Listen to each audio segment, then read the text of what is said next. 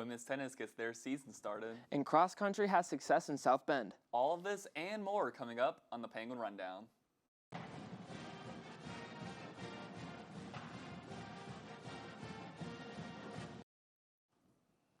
And welcome into the Penguin Rundown. I'm your host for this week, Caleb Ellison, and joining me for the first time in his broadcasting career is Bryce Noel. Bryce, how are you doing today? I'm doing well, Ellison. How about yourself? I'm doing good. You know, it was a really busy weekend for YSU Athletics. Definitely. And I know you're excited to get your Absolutely. first anchor experience going.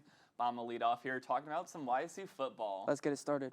Following last week's bye, the football team opened up their MVFC schedule against the top-ranked North Dakota State. The strong running game returned for YSU as senior Jaleel McLaughlin shed off his disappointing performance against Kentucky with 150 yards on 17 carries against NDSU. His 150 yards makes him the 7th player in NCAA history with over 7,000 career rushing yards. The passing struggled, however, as the Penguins could only pass for 121 yards. Junior Mitch Davidson came on in the third quarter for Demetri Crenshaw and threw for 87 of those yards, including the team's only touchdown. The Bison run game pounded the ball against the Penguins with 46 rushes for 227 yards and all 3 of their touchdowns. NDSU also found success in the air, completing 13 of their 18 passes for 145 yards. Multiple players had numerous tackles for the Penguins, as sophomore Jordan Trowers led the way with 8 total, while sophomores DeMarco Augustin and Chris Fitzgerald and junior DeMarcus Hooker had 7. Sophomore Dylan Woodkay recorded 6, including a sack, marking his 3rd straight game with a QB takedown. YSU would take the loss in their conference opener, 27-14. The football team looked to get back in the win column this Saturday as they return to the Ice Castle to take on North Dakota at 6 p.m. You can listen on 570 WKBN or watch on ESPN+. The volleyball team continued their 4-game homestand as they took on IUPUI and Purdue Fort Wayne over the weekend. Against the Jaguars, the Penguins got out to a 2-set lead but dropped 3 straight sets, which resulted in a loss for YSU. Sophomore Paula Gershing had a career-best 31 kills to lead all players. Senior Josie Borum contributed 8 kills along with 28 assists on the day. Borum commented on the loss as well as what the team needs to do to get back in the win column. I think it's getting better. We know we can win these games. We just have to put it all together. And I think we saw parts of that tonight. We saw parts of it Tuesday night, and it's just our job to be better and put it all together so that we are winning these games. The next day, Penguins came out and swept the Mastodons in 3 sets to end the 6-match losing streak. The Penguins were led by the double-doubles by their 2 stars, Gershing with 20 kills and 11 digs, and Borum with 18 assists and 11 digs. This was the 7th win for the Penguins this season, which eclipsed their win total from last year. The last match of the 4-match homestand will be October 8th, as the Penguins will take on Robert Morris University in the Beagley Center at 6 p.m. Catch this match on ESPN Plus and catch live stats on YSUSports.com. The women's tennis team started their season this past weekend as they went up to East Lansing to participate in the Michigan State Spartan Invitational. During the 3-day tournament, graduate student Cecilia Rosas and sophomore Julia Marco both earned sweeps in singles matches with wins against Oakland, DePaul, and Michigan State. They also went 2-1 in doubles matches as a duo with wins over Oakland and Michigan State. Sophomore Lily Minch won 2 singles matches, while sophomore Elisa Brigazio had 1. They then teamed up to win a doubles match against Bowling Green. Senior Jessica Stanmore also had a singles victory.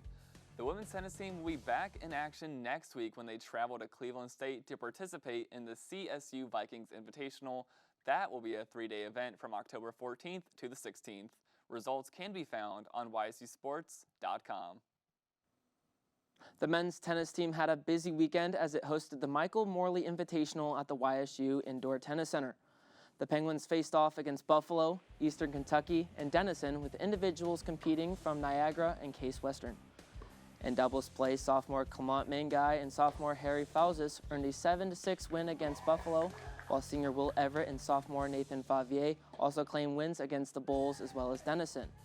In singles contest, Everett and Fauzis led the way with 3 victories, as Mangai and Asier Pena Ibanez each earned 2 singles wins. YSU is back in action October 20th to compete at the ITA Midwest Regionals hosted by Illinois. with more on both tennis teams, let's send it over to John Ostapowitz and Andrew Peterson over at the roundtable. Guys.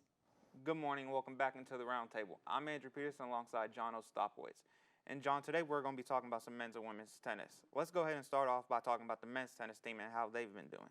Yeah, last year they've been absolutely phenomenal. When you look at this team from last season, they're fresh off the team's first NCAA tournament debut, and they're able to return all 8 members of last year's Horizon League championship team. And when you look at this team, you want to talk about the 2 mainstays, which is Laurentiu Montecescu, who was named Horizon League Player of the Year last year with 16 and 15 in singles and 10 and 10 in duos. And when you really want to look at a dominant force, Clement Manguy, he was the Horizon League Freshman of the Year and was able to set a program record with 27 overall wins and 19 duo victories. This year, he's a sophomore and he looks to improve on what he did last year. Also, 5 Penguins on this team were able to pick up at least 16 wins, and unfortunately in that NCAA tournament debut, they lost to Ohio State in the first round. Now, September 16th through the 18th, the team was back in action to take on Belmont and a couple other universities in the Belmont Hidden Duels. Unfortunately, they couldn't take down the Bruins, but they were able to bounce back as Harry Falzas and Montecescu really led that charge against Tennessee Tech and Vanderbilt. Clement Manguy was able to nab 3 victories in singles with David Alvarez Moreno right behind him with 2 victories in singles. Now, Andrew, can you tell me a little bit about how they did this past weekend in their second tournament? Yeah, this past weekend they competed at the Michael Morey Invitational right down at the YSU Tennis Center. In doubles play, Clement Manguy and Harry Falzas really stood out as they won 2 7-6 wins against Buffalo. But in doubles, Will Everett and Nathan Favier both won against the Bulls and Denison. And then Everett and Falzas both had another good showing as they won 3 victories. Now, John, their next match is coming up October 20th at the ITA Midwest Regionals in Illinois. But that's enough on the men. Let's move on and talk about some of the women. Yeah, and there's also a lot to talk about the women's team as well. They were also coming off a Horizon League championship, and they also returned all 8 of their players as well. But when you look at them, they were able to make it to the NCAA regionals for the second time in school history to face off Virginia. And when you look at 2 of those players who really led this team to that championship, you look at Julia Marco and Elisa Rigazio with 22 wins and just in singles matches. So, Andrew, can you tell me a little bit about what they did this past weekend in their first tournament of the season? Yeah, this past weekend they completed at the Michigan State University Invitational. Cecilia Rojas and Julia Marco had a really strong showing as they went unbeaten in singles play. Lily Minich was also a big part of the team's performance as she picked up wins in 2 singles. Now, their next match will be October 14th and 15th at the Cleveland State Vikings Invitational. And that is all we have for you today. Congratulations on last year's season, and we look forward to what you will do this season. Now, let's send it over to Bryce and Caleb. Thank you, Andrew and John. Now we're going to talk about the cross-country team as they were back in action this past weekend, competing in the Joe Piani Notre Dame Invitational in South Bend, Indiana. For the men's team, they would go on to make history as they would finish in the top 5 in the gold division race for the 5-mile for the first time in program history. During the 5-mile run, the Penguins would place 5 men in the top 20. Senior Chase Easterling led the Penguins, finishing in 4th with a time of 24 minutes and 17.6 seconds. Junior Hunter Christopher was the next Penguin across the finish line, finishing in 7th place with a time of 24 minutes and 35.8 seconds. Juniors Tyler Clark and Ryan Meadows finished in 14th and 15th with personal best times. Finally, the last YSU runner to finish would be sophomore Keegan Barnett, who finished in 20th. Meanwhile, for the women's team, they would finish in 8th place overall at the Invitational. Senior Morgan Cole would run the second fastest women's 5K time in YSU history at the meet, with a time of 17 minutes and 7.5 seconds, which would earn her a 5th place finish overall. Senior Mackenzie Scott would be next to cross for the Penguins at the finish line in 44th place with a time of 18 minutes and 11.01 seconds. Up next for Youngstown State, they will take a break from competitions for this weekend and be preparing for the Penn State National Open and the Bowling Green Falcon Invitational. They will be competing in these next Friday, October 14th. Both the men and women's golf teams have been competing in their third invitationals these past few days. The women traveling to Indianapolis for the Butler Fall Invitational, and the men closer to home in the Tom Tontomonia Invitational hosted by Cleveland State. Following day one of competition, the women stood tall in overall scoring, finishing in second place out of 15 schools. YSU followed right behind Austin Peay State in first place by 2 strokes. Leading YSU was junior Tatita Lauchagongum, who tied for second place with a score of 149, only 2 strokes away from first. Following behind was senior Dana Regola, who earned 5th with a score of 150, while 5th-year senior Puthita Conrudi tied for 9th place. The Butler Fall Invitational concluded yesterday. For recaps and updates, go to YSUsports.com.